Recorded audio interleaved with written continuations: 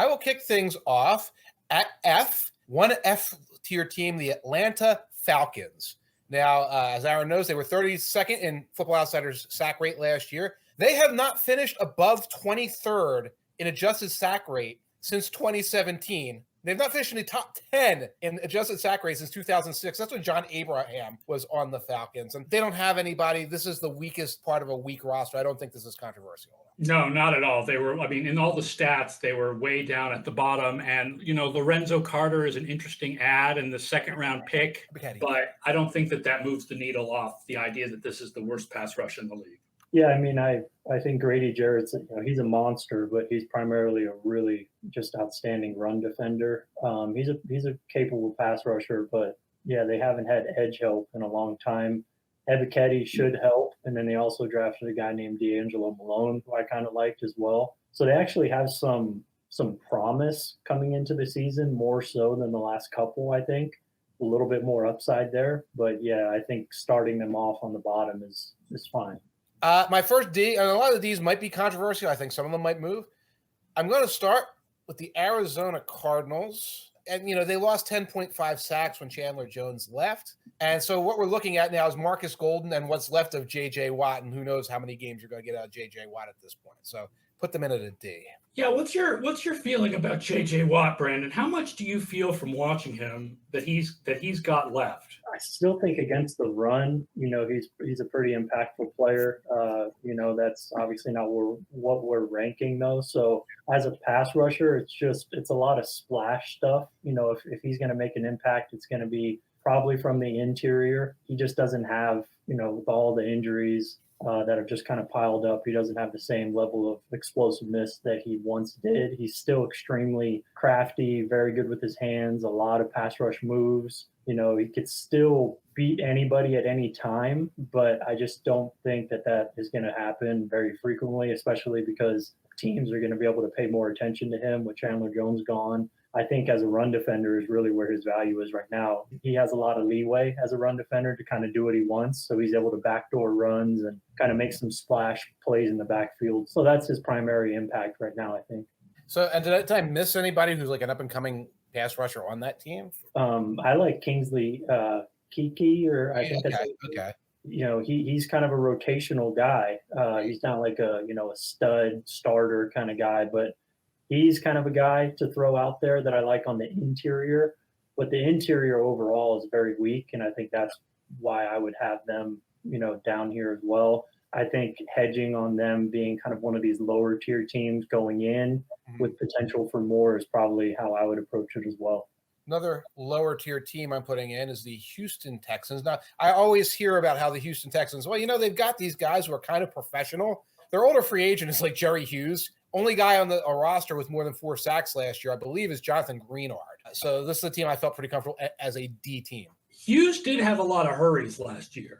But you're right, like everyone, especially on defense, it seems like every time we're hitting Houston, it's like the stats tell you that this team is more mediocre than you think they are. Like, for example, they were 18th in pass rush win rate last year and 23rd in adjusted sack rate, which is bad, but not horrible. Yeah, I think that's a good point because they actually have some capable guys on the defensive line. Greenard is a guy who showed some promise last year. He had quite a few pretty quality sacks last year. Rasheem Green is a guy I really liked. He's one of my most underrated guys, I think, in free agency. He's kind of a versatile guy. You can move outside or inside from Seattle. And then Hughes, and they have Mario Addison, I believe, as well. Definitely older guys, but, if you're rotating them with Greenard and maybe like a Corneronco from the Rams, that's a decent 4 rotation. Malik Collins and Rasheem Green, that's okay. Like you said, I think it's below average, probably. Not terrible. I would move them at least up to D+. Maybe, yeah. I'd like to see the rest of the teams. I think after we get more teams on the board, I'll be able to kind of move things around a little bit. Yeah. Next up, I'm going to go with the New York Giants. I know they added Thibodeau. I like Azeez Ojulari as much as the next guy. I'm going to tell you guys something I did, like to homebrew a stat, so I didn't have the same stats as Aaron. The Sports Info Solutions, I went for pressure rate, but I did pressure rate on first and second down and first, second, and third quarter. I want to take away 3rd and 10, 3rd and 12, times where it's like obvious pass pressure passing situations. So I can look at these pass rushes in the isolation of they can't scheme up stunts and blitzes and things like that and say, what was their pressure rate on these early downs? The Giants had the worst pressure rate on early downs, except for the Falcons, who are in their own category and all these things. So despite some additions, despite the fact that their overall pressure rates kind of look somewhat okay, I put them at D. Yeah, it's really a question of whether you think Thibodeau moves them up. This is one I'd probably put a D plus, just because Thibodeau, Ojulari, Leonard Williams, Dexter Lawrence, that 4, I think that's pretty strong. There's not much depth here at all. That's kind of the downside, but I think kind of when it matters most, I really like what they're able to kind of put on the field in those situations. So I think that there's some legitimate upside there. Some of the guys you mentioned have been there 2, 3, 4 years. Yeah, one of the problems with the Giants, this came up with run defense too, is like Williams and Lawrence, when you just watch them, like the results of the team should be better than what the results of the team are. In the run game? In both the run game and the pass rush, I think. Yeah, I think Leonard had a little bit of a down year compared to the year prior, but he's still extremely skilled, talented. He could beat anyone at any time. You can't say that about a lot of guys. They just don't have that ability to do it ever. So he's still, while not as consistent, he's never been as consistent as his talent is, really. He's had incredible years with the Jets, with the Giants, but he hasn't really stacked those years together. So he hasn't elevated himself into that upper echelon of interior guys. But when you watch him, he does some stuff that other guys just can't do. So I still think if he's your top interior guy, interior rusher, that's better than a lot of other teams, I think, even with kind of the inconsistencies that he has. Why don't we hold off on that for a second? Because if you want to move the Giants up, I'm guessing you're going to want to move the Detroit Lions up. Obviously added Aiden Hutchinson and they added Pascal in later rounds. They've added guys to the Akora brothers and some of the assets they have there. I talk about my low leverage pressure rate. Again, that's those early downs when it's sort of like the pass pressure has to do it on its own. The Lions were 30th in the NFL in that particular category. I'm a big fan of Romeo Okwara. Mm-hmm. He's coming back from the torn Achilles, though. We'll kind of see what he looks like. I didn't watch Josh Pascal a lot, but I heard about him, just his physicality and stuff like that. Obviously, Hutchinson's going to help them a lot, I think. Not a whole lot on the interior there. I think there's maybe some potential Brockers is a stud run defender more than anything. Charles Harris, a lot of those sacks last year were cleanup. Yeah. He's like a motor guy. Nice guy to have, in the rotation, but maybe like an okay number 2. I would hope that Romeo comes back 100%. Then it'll be him and Hutchinson on the outside, as their primary guys. So there's potential here, but yeah, D plus, probably for them as well. It's, like I said, until we get more teams on the board, it's hard to kind of stack these guys just yet and be firm on it. For now, if you want to move one up, Giants or Lions, who would you move up? I think there's more options and a little bit more intriguing depth in Detroit, but I like kind of the top 3 in New York better in terms of, their top 3 guys. So it depends which way you want to go. If you want to talk about longevity over the season, probably the Lions. Okay. But high-end potential, maybe the Giants. I'll groove one in you'll definitely want to move up, I think, which is the Chicago Bears. The reason I put them so low is that, their raw pressure percentage was only 23rd overall. You lost Khalil Mack. You lost Akeem Hicks as well. But you have one absolute, and most of these teams down here do not have one absolute in his prime above the marquee pass rusher, and the Bears still do with Quinn. Yeah, from that perspective, I just want to point out the Bears actually led the league in adjusted sack rate last year, which is very crazy. Quiet. Very quiet. In all the other stats, they were average. Pass rush win rate average, pressure rush average, blown block rate average. And again, no Mack this year and no Hicks, but they only really had Mack and Hicks for half the season last year.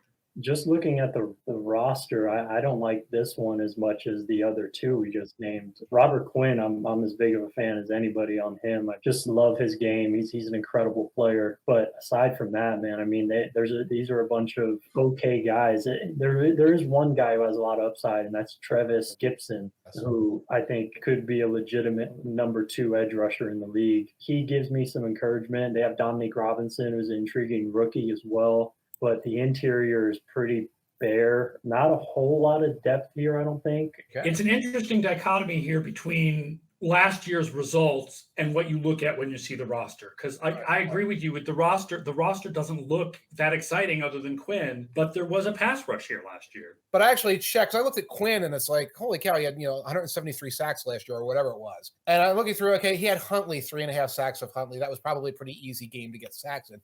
But he's sacking Rodgers. He's sacking Kirk Cousins. He's not having an easy slate of bad teams, bad offensive lines, etc. So that's why I was like, I'm putting him a D now. But Quinn is demonstrating that he is that guy in terms of a Pro Bowl caliber pass rusher. And when you look at both the Giants and the Lions, and I guess the Texans are in there, and you see these teams, like when you don't have lots and lots of high leverage situation, it tends to stunt the statistics of a lot of people. So on the one hand, if you're facing a bad team, you might get 8 or 9 sacks. On the other hand, the game might be over at halftime. I think we need to see who we're going to put at D+ and C, and then figure out if we want to move some of these D teams up. Because I feel like the stats from last year at least suggest that Chicago should be higher, and the fact that they have Quinn suggests that they should be higher. But somebody has to be a D, so we can't move up the Giants and the Lions and the Bears and the Texans. Like, we can't move them up, right? I'm going to give you 3 C+ teams in a row then, so we can populate them and D+ teams. D+, thank you. D+ teams. We're going to start with the Seattle Seahawks. Then we're going to the Carolina Panthers, whose pressure stats last year looked good, but they lost to Hassan Reddick. And we're going to go with the Jets. When you talk about a team that on paper, the front four looks very strong, I'm excited about the Jets' front four on paper, including getting Carl Lawson back and some of the guys they have on the interior. So those are the 3 D+. Attack. Carolina was fantastic in pass rush stats last year, but you do have to ask yourself, how much does Reddick mean compared to like Brian Burns and the other guys who were there? They were actually second in pass rush win rate and third in adjusted sack rate. Yeah. But I look at the personnel and say, well, what is this? So it's right. I know. Because you're Turgros Matos replacing Reddick. It's like, Right. Yeah. I mean, maybe a downgrade there, but an upgrade with Ioannidis. Him and Derek Brown, that's a really nice duo on the interior. Who knows if Davion Nixon will ever be anything, but he's a talented guy. This one is pretty intriguing. The team that really catches my eye of the 3 that you mentioned, though, is the Jets. That's because Carl Lawson's coming back, Jermaine Johnson, Jacob Martin coming over from Houston. He has one of the best cross-chop techniques in the NFL. He's a very good number 3, I think. Franklin Myers is a guy I love on the interior. I mean, Solomon Thomas, Sheldon Rankins, Nathan Shepard. This is a deep, deep defensive line, so I definitely would want them higher. How would you feel about moving Seattle down? It doesn't seem to me like a great pass rush here. Like there's no guy. There's no one guy where you're like, that's the guy. I'd probably be okay with moving them down. They have some young talent there, especially off the edge. But yeah, I mean, Poona Ford is, like I was just saying, a lot like Grady Jarrett. He's a stud run defender, but pass rush is probably just like solid. Al Woods is a strict run defending nose tackle. Shelby Harris is a nice little piece for sure, on the interior, but they need a lot of guys to step up. They need Alton Robinson to give them something.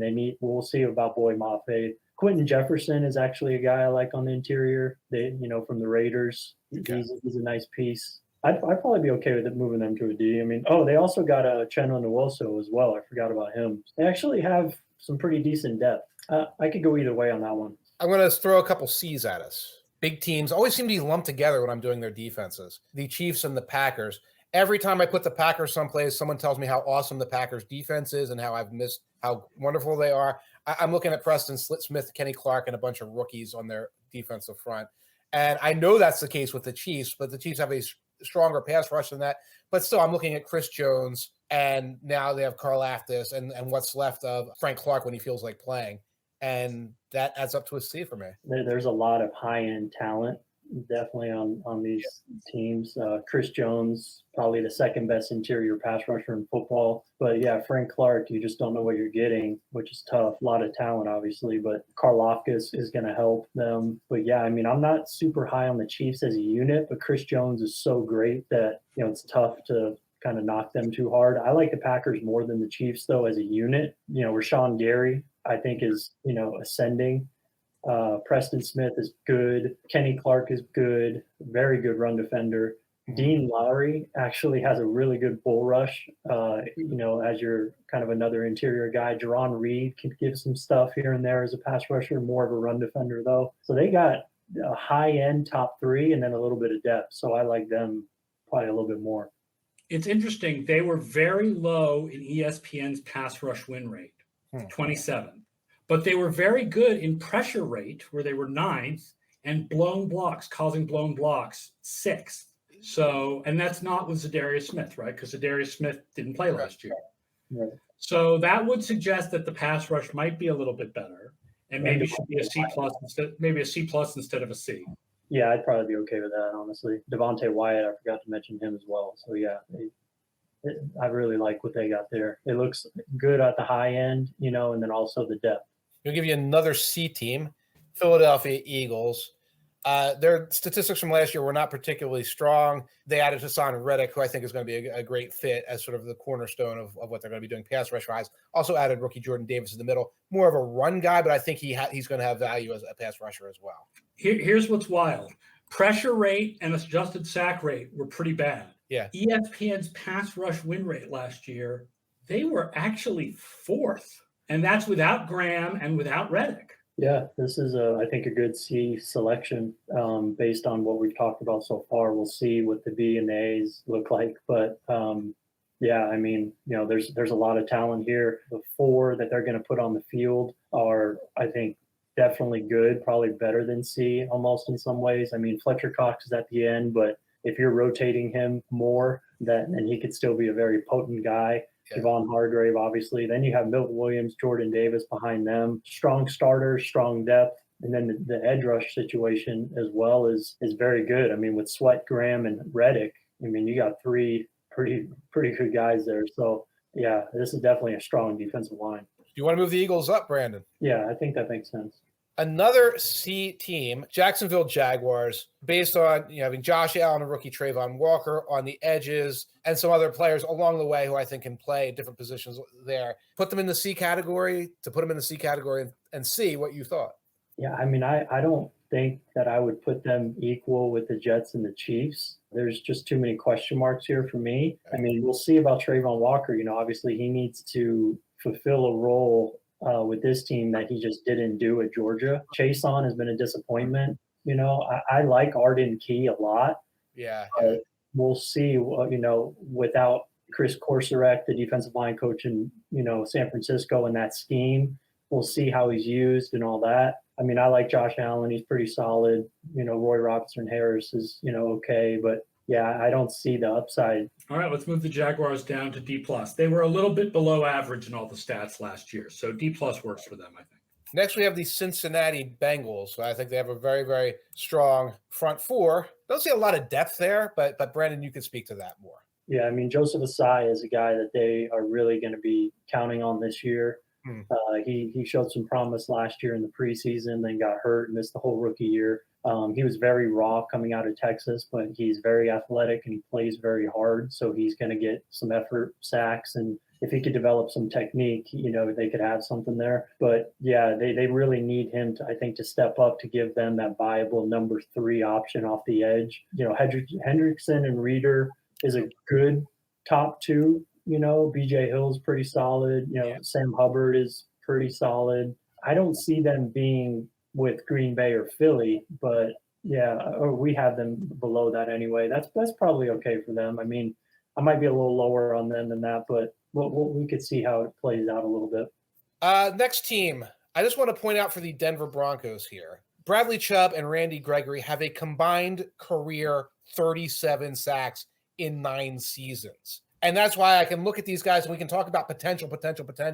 I would need more than that to be excited about that 1-2 pass rush combination as more than a C. Stats-wise, they were last in pass rush win rate last year, but of course that's only half a year of Chubb, half a year of Von Miller, and no Randy Gregory. It's exactly what Mike said, I think. It's how much do you expect the potential of Chubb and Gregory to be realized? Yeah, I mean, the injuries for Chubb obviously are concerning, and I was always a little lower on him even when fully healthy. Randy Gregory, man, I mean, last year he was electric, and he is electric when he's on the field. He's just one of the more explosive guys in the NFL. You know, he's in the top tier kind of guy. He's a problem to deal with when isolated against any tackle in the league. He can move inside. He could stunt really well. He could really unlock a lot of things, and I like their depth. having Malik Reed and Nick Benito as your 3 and 4 off the edge. And I really like DJ Jones as well. So if Gregory goes down or Chubb goes down, this unit's going to drop significantly. But,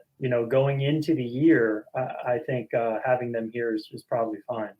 Up next, this is a team I made an erroneous assumption about, and it's the Tennessee Titans. And I made the erroneous assumption initially. It's like, well, I'm guessing they're sacking Davis Mills and Tyrod Taylor and Trevor Lawrence a million times. They only had 7 sacks against the Texans and the Jaguars. Their sacks, obviously, they had 9 against the Bengals in the playoffs, and they had a 5-sack game against the Rams and a couple other big sack games like that. Obviously, you talk about when it matters. So I put them at C, and only when I did my secondary research, I realized I think we got to put the Titans a little higher. This is more of a high-end kind of unit, not a lot of depth here. Just looking at their depth chart, at least that I'm familiar with, not a lot of proven depth. But when you have Jeffrey Simmons, Danica Watry, those 2 guys are arguably the best interior pass rush duo in the NFL, certainly in the top 5, I would say. Autry is one of the most underrated pass rushers in the league. Bud Dupree, to me, is the wild card. If he's healthy and he's on the field for, 14, 15 games or more, then we're probably going to be a little too low on this unit. But if not, then you're looking at a really good top 3 and then not a lot of depth. Going into the year, it's probably fair to put them here, but I don't think the depth is as strong as those other 2 units. Yeah, C+, definitely. The Minnesota Vikings, who I think their numbers were poor, and they added Zadarius Smith. And Danielle Hunter hopefully playing a full year. This would be too high for me. Maybe you can make the case if Zadarius Smith and Danielle Hunter come back 100%, everything's good, they're on the field for 14-plus games, then, yeah, maybe long-term, they could be here, but I don't see a lot of depth at all. I don't know where they're going to get interior pressure from. I mean, Zadarius Smith is going to have to rush from the interior. That's how they're going to get it. They're going to have to get a jump from Armon Watts. DJ Wonnum, I think, is kind of what he is at this point. I just don't see a lot of upside with this unit aside from Zadarius Smith and Hunter could just wreck games themselves, but there's not a lot of help around them. Yeah, it's frustrating to me because our overall projections for the Vikings like their defense to rebound and be better this year. But when you look at each unit individually, it's a hard story to tell. So I'm fine with dropping them to D+. Moving on down. The last team in C, Baltimore Ravens, obviously been a rough week in Ravens land, particularly in the defensive line units. Jalen Ferguson passed away very young, 4th-year pro. I had the opportunity to interview him a couple of years back at the Senior Bowl. Great college player, great competitor, seemed like a wonderful young man. At the top of their depth chart, this is a team that blitzes a lot. It has, some talent spread across, but I'm interested to hear, Brandon, your thoughts about what they have right now on the front 7. Yeah, I think this is probably the highest I would want to put them. Odefe Owe is the guy, who's going to have to turn into something, like a true number 1 bona fide guy, because they don't really have that guy right now. I mean, Calais Campbell is still very good. Obviously, he's very old, but he definitely is still good. I mean, are they going to get anything from Ojabo this year? I don't know. This, to me, is more of a run-defending defensive line who's going to generate pressure from, as a team and through scheme, as opposed to beating guys one-on-one. So do you think we move the Ravens down? How good is not how much pressure does the team bring, but how good is the pass rushers, the defensive line, the outside linebackers? I would probably move them down then. Did you move the Broncos up? I mean, are you still sitting there at C? I don't know. That one I kind of like there, just because there's question marks there with Chubb and Gregory, dependability, durability.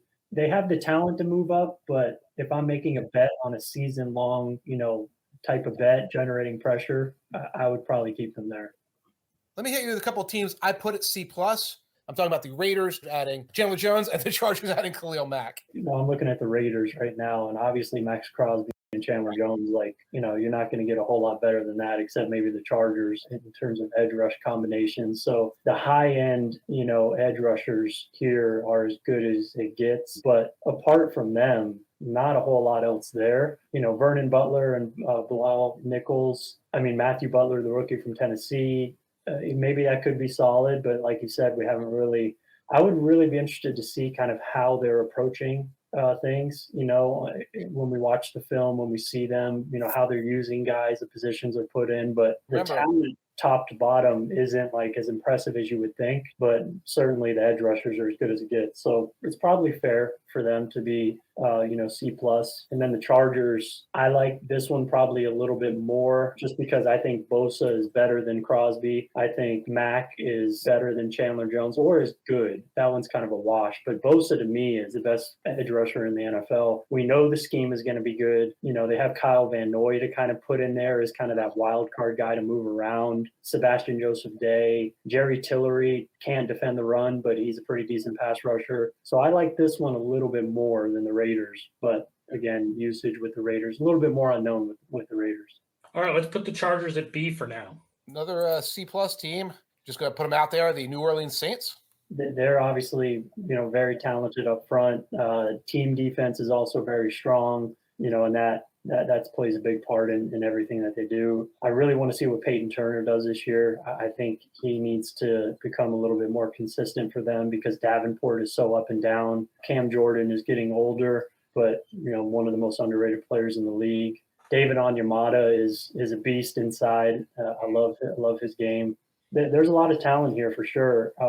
Even the Chargers being above all these teams, I'm not totally sold on that yet either, but I'm very interested to see the next few teams to see if we kind of break up this cluster here. I'm going to throw the Browns in the C plus category. Cleveland was third in ESPN's pass rush win rate last year, but 28th in pressure rate. And they were halfway in between that when it came to sacks. And of course, Myles Garrett is, great. Yeah, Myles Garrett is definitely probably the most talented defensive lineman in the NFL. He kind of tapers off as the year goes on. He typically gets dinged up. A lot of attention is paid towards him, and he gets a lot of attention, and he does get dinged up, kind of similar to Joey Bosa. But getting Clowney back helps. I don't really love the collective roster on the defensive line here. Taven Bryan's been a big disappointment in Jacksonville. We'll see what he could do here. Perrion Winfrey, we'll see. It's kind of unknown right here to me. Obviously Myles Garrett, you got the best edge rusher in the NFL.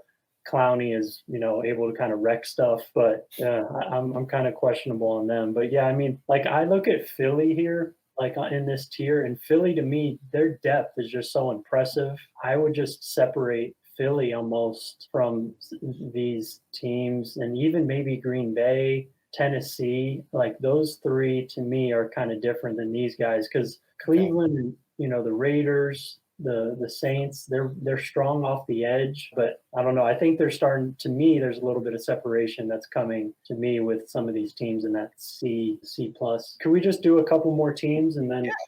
Yeah, let's do it. Let's do it. Last team I had in what was a C plus category is the Indianapolis Colts. Yeah. So I'm really excited about this defensive line. I think getting Yannick Ngakoue is really going to help, especially because you have some other pieces in place to where he doesn't have to be the guy. There's some potential here, I think, with that top three. If Kwity Paye can make a little bit of a jump, then they have a strong top three.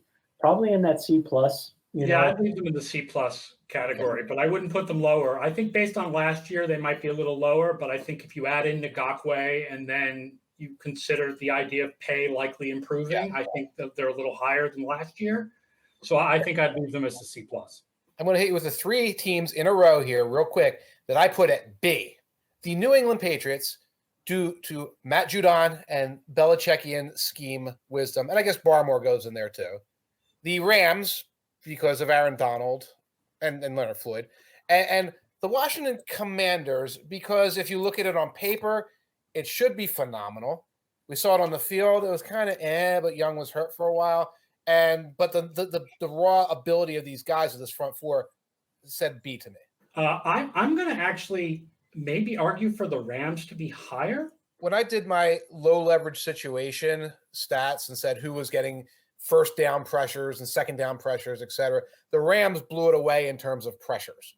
They didn't get as many sacks as some of the other teams we're going to talk about here, but they, their hurry rate was off the charts because it's like it's your random first down, you're doing a play action pass, and Donald's in the backfield.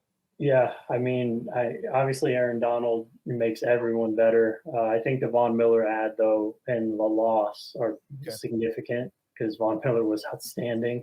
And I think this is not going to be as good of a defensive line as it was last year because of Von Miller not being there. It's not like they added anybody that I'm seeing on the depth chart that's going to be anywhere near Von Miller.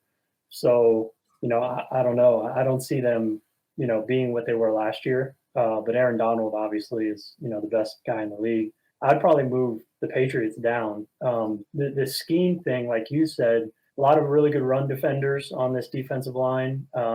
Judon is a good pass rusher, power guy, wide nine, he could do some things for sure. And Barmore is an excellent rookie, but apart from those two, I'm just seeing a lot of good run defenders here. We'll see about Josh Uche from Michigan. He has a lot of talent, but he's kind of a wild card. But yeah, this is a scheme generated pressure unit all the way. Here we go. B+. Start with the Miami Dolphins, who have a lot of quantity of guys who are pretty good pass rushers, not necessarily guys I think of as high quality pass rushers or top lines. I obviously love to hear your opinions on that, Brandon, but their low leverage pressure rate that I've been talking about was first, 42.8% pressure rate on first downs and second downs. You've got Agba, you got Phillips on the line, you've got Pappy Van Winkle, the bourbon off the edge. Not huge household names, but they seem to be getting the job done. Kind of similar to the Patriots in terms of, right scheme. We'll see now, with the different coaching staff, obviously they're not going to have that Patriots influence anymore. Melvin Ingram, I love. I think that's a great guy to kind of inject into here. Ogba's underrated, but I would probably put them in like that Broncos tier. I'd put the Dolphins where the Patriots are. I wouldn't move them lower than that. On the B+ list is the Dallas Cowboys, and I just was completely befuddled by this team. Statistically, they look good. We know Micah Parsons can play. We know Tank Lawrence is a heck of a ball player. They lost Randy Gregory. So I put them at B+ because the numbers from a pass rush standpoint are so good, and I couldn't tell how much of that was facing Danny Jones and Tyler Heineke a lot. I guess I'd move them down because there's no more Gregory. Yeah, I mean, I might go C+, honestly. I mean, Marcus Lawrence, and we'll see how much Parson is playing edge. I'm assuming if he's just going to be a full-time edge rusher, then okay, I could see they have a dynamic top two. Dante Fowler is kind of a good depth piece. Sam Williams, we'll see what he could do. He has a lot of talent. Odighizola, the rookie from UCLA, pretty talented guy, but there's not a whole lot on the interior there at all. This one, I don't see a lot of depth here, and apart from the top two guys, I just don't see a whole lot of talent on this defensive line, at least proven talent. Yeah, let's throw the Cowboys into C+ for now too. These guys ain't getting downgraded. San Francisco 49ers. Now, their pass rush statistics kind of look bad, in part because I think the secondary was bad. I think there was probably some slow games in there as well. But we all know the personnel is strong. Drake Jackson, who I think is an intriguing person to add to a defensive line that's already got a couple of marquee players. No problem. I have no problem with San Francisco being here. Nope. If anything, I'd move them up. But yeah. Arguably the best defensive line coach in the league, one of the best defensive coordinators in the league, which we're not accounting for scheme, but the defensive line coach, I think, is for this team significant. I mean, Nick Bosa, Eric Armstead, that's an outstanding top two. We'll see if Kinlaw can, provide anything this year, but there's depth here as well. There's a lot of depth, and there's a high likelihood that the coaching in place is going to get the most out of a lot of these guys as well. So I feel very good about, feeling strongly about this unit. Last team on this tier, Brandon, you've been talking about team defense a lot, excellent team defense. And that made me struggle in terms of the Buffalo Bills, who I think play outstanding team defense, added Von Miller, and have a lot of guys, can throw a lot of guys at you on the defensive front four. At the same time, you lose Addison, you lose Hughes, who I don't think was much of a factor anymore. But I had a hard time saying, well, is this a great pass rush, or is this a really great defense, great offense, which means teams are playing catch-ups, which means you get pass rush opportunities. The Bills were number one last year in causing blown blocks by opponents, and they were second in pressure rate. They were sixth in ESPN's pass rush win rate. And when you add Von Miller to that, I think that's definitely B+, definitely. Yeah, I feel good about them at B+. More of a great team defense than great pass rush in the past. But this year, I think it could be a very good pass rush because of the Von Miller ad. Another team at A, which I don't think is going to be very controversial, the Pittsburgh Steelers, the Steelers led the league in first down sacks. They got 18 sacks on first downs last year. TJ Watt was 6. Wormley had a couple. Hayward had a couple. Here's a wild series of stats, though. Pittsburgh was second in adjusted sack rate, but they were only 16th in pressure rate and 15th in pass rush win rate. So how much do we feel is here beyond TJ Watt and Cameron Hayward? Not a ton. Ogunjobi's he's very inconsistent, but he gives a lot of splash plays. That's been in his whole career. And his splash plays are very impressive, but it's nice that he's kind of like the third guy here. But yeah, not a ton of depth, but the Steelers, man, you could usually count on them getting, a surprise season out of somebody. Watt and Hayward obviously is in conversation for, the best interior outside duo presence in the league. Chris Wormley is, pretty solid. He had a pretty good year last year. Yeah, I mean, I'm fine with them being on par with the 49ers, I think. I like the Niners a little bit more, but I don't know if it's enough to separate them by a tier. Now, I would have put this final team on there, except they lost guys as the Tampa Bay Buccaneers. Obviously, there's no drama. You can look at the screen and see what's happening. And because I don't think JPP, Ndamukong Suh are coming back, they did add Akeem Hicks, but A tier, also a high blitzing team, so maybe that's a concern, but I felt comfortable with them on an A tier. Yeah, I'm good with the Bucs there. I really like their defensive line. Do you expect enough from Tryon Shoyinka to put them in this tier? He's had some really nice flashes, man, as a rookie. He gave Andrew Whitworth a lot of trouble. He has a lot of talent, a lot of explosiveness, the tools. Yeah, I think that's probably a pretty good bet to make that he's going to ascend. Shaq Barrett is very good. I mean, the fact that they got Akeem Hicks, I think that's probably an upgrade over Sue. Logan Hall to drop in here with Vita Vea. I mean, William Golston on the, is like your 6th or 7th guy. This defensive line is loaded. I really, just looking at our list now, I think Green Bay, Philly, and Tennessee, those guys, I just like the depth. I like the high-end guys there. I would probably be fine moving all of them up and getting them out of that tier. Are we good? Are we comfortable? I mean, a lot of these I could get pulled in different directions. Like I'm looking at the Giants. Thibodeau, I think could really, be a pretty impactful guy. And they have, Ojulari, who had a very good rookie year. Leonard Williams, like I said, I think I'm maybe a little bit higher on him than most, even though he's inconsistent.